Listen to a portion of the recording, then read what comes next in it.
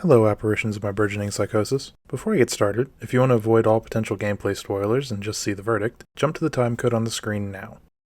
Dungeon Defenders Going Rogue is the latest entry in the Dungeon Defenders series. Built off the same framework as Dungeon Defenders Awaken, their previous release, it bills itself as a roguelite action RPG tower defense hybrid game. That's a pretty unique mix, which is what actually lured me in to start with. I also played the original Dungeon Defenders when it released over 10 years ago and loved it, so the franchise already has a soft spot in my heart. So I bought it, loaded it up, and started playing. The first thing I noticed was the familiarity of the map I loaded into. It was an exact copy of the first map in Dungeon Defenders, as far as I could tell. Odd, but developers reuse assets all the time, so nothing too new here. The next thing I noticed was that my tower had a time-limited lifespan and was cooldown based. In my mind, this is a far bigger sin. If the structures aren't permanent, or at least semi-permanent with a health bar, then it's not really a tower defense, and those towers are basically just spells. So the action RPG part was clear, but the tower defense aspect felt like a ripoff. So what about the roguelite half? Surely that part must be well executed and decently thought out, considering it's the entire premise of the game,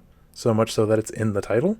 I should have been clear from that sarcasm-soaked sentence. No, the roguelite portion is not good. It barely even exists, frankly. The rogue part seems to be that you no longer keep your equipment after runs. Fair enough, that was expected. Now, what's the like? The permanent progress you gain after a failed run that slowly powers you up for future runs? In this case, that would be experience points. At the end of a run, you gain experience, both for the character that you're playing and your account overall. Get enough, level up, repeat. And the rewards for that? That would be the talent tree, a page full of various tiny buffs that you can put a point in every time you grow a level. Okay, a little basic, but sure. Each character also has 5 personal buffs they get when they reach level 2 through 6.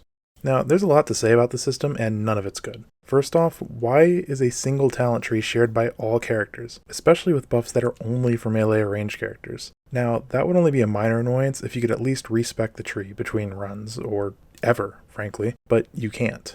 Once a point goes in, it's locked in. Go do a few more runs to unlock the next one. How many runs, you ask?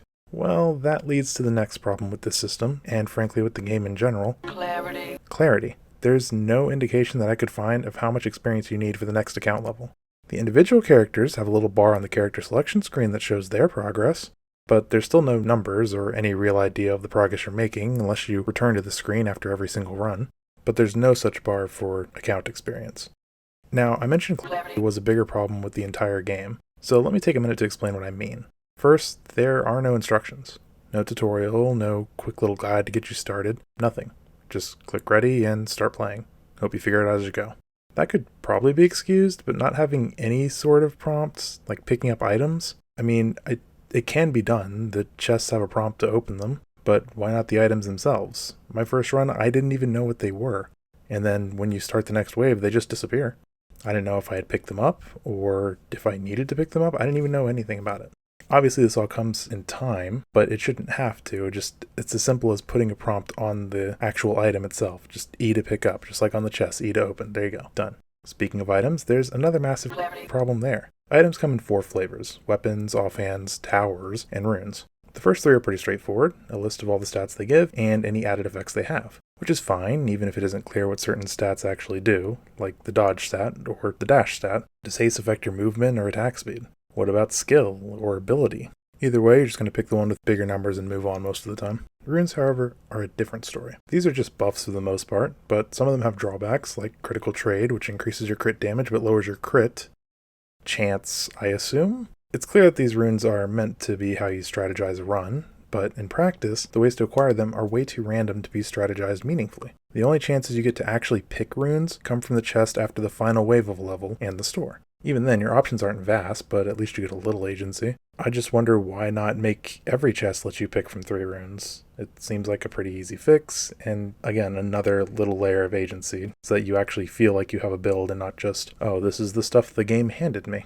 But runes have problems beyond diversity. First, just like the equipment, it isn't always clear what an ability actually does. Second, the rune screen is seriously lacking in information. Why does it not show the total of all your buffs? Why do you have to mouse over each rune to see what it even does? There's plenty of screen space here, do something with it. And why not show the buffs on the main HUD? Just little icons above the health bar or something so you can view your build on the fly. All of these seem simple enough, but obviously they weren't thought of. But enough nitpicking mechanics. Let's move on to nitpicking gameplay. Honestly, the gameplay itself isn't bad. It feels like, well, Dungeon Defenders.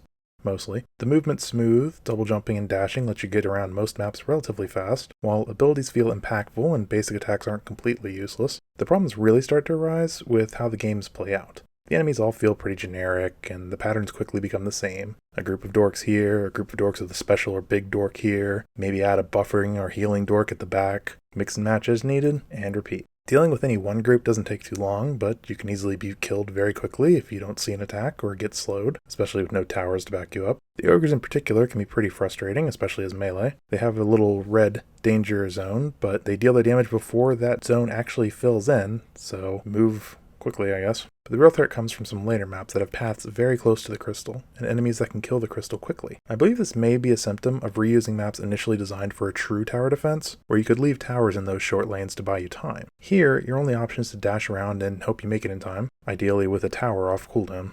As for the characters, you start with the Squire unlocked, and all the other characters have no tooltip or other instruction as to how they are unlocked. The Apprentice seems to unlock after your first run, while the Huntress after you kill the first boss. I assume the Monk unlocks after the final boss, but I never actually got that far. Why, you might ask? Well, it had a little something to do with that old early access fan favorite feature. That's right, unrecoverable game crashes. And man, did I get a lot of them. Most of the time immediately after killing the first boss. After about the 10th such crash, I decided that enough was enough, closed the game, and uninstalled it. Which I guess kind of reveals my verdict here. But just to be crystal clear, no, I do not recommend this game. Which is sad, because I really wanted to. But the more I played, the more it felt like a cheap, rushed cash grab by a desperate studio. Which seemed a little odd until I stumbled upon this post from the developers, which basically says it's exactly that. I'll link it below so you can read it yourself. Frankly, I wish I'd seen that post before even giving this game a shot. If I had, I would have just played Awakened, as that's clearly the game they actually care about. Honestly, I do feel for them, and I think it was a pretty decent idea, but that doesn't excuse a lot of the problems I talked about here. A lot of them are simple things that become painfully obvious as soon as you start the game. I mean, is an experience bar in a game with experience points not one of the first things you think of? Now, maybe a bunch of these problems will be cleaned up in the future. After all, this is the wonderful world of early access. But I have my doubts, most of which were created by that dev post. Sure, they mention intending to support it, but it wouldn't be the first time a developer ditched a game they promised ongoing support for. Either way, I'm going to keep an eye on it. The foundations are fine, and maybe in a year or two, there could be a fun game here. For now, all Going Rogue made me do was reinstall the original Dungeon Defenders again for a little nostalgia boost. And just to reiterate for all the people who skipped the video, no, I do not recommend you buy this game. And that's it. I'm still working on that massive Lost Ark project, even though at this point it's probably not going to be that relevant anymore. I needed a distraction, and unfortunately, this is the game I picked. Sucks for me, but hey, hopefully I saved you a similar fate. Do YouTube stuff if you want, don't if you don't, you know the drill. And I'll see you all eventually.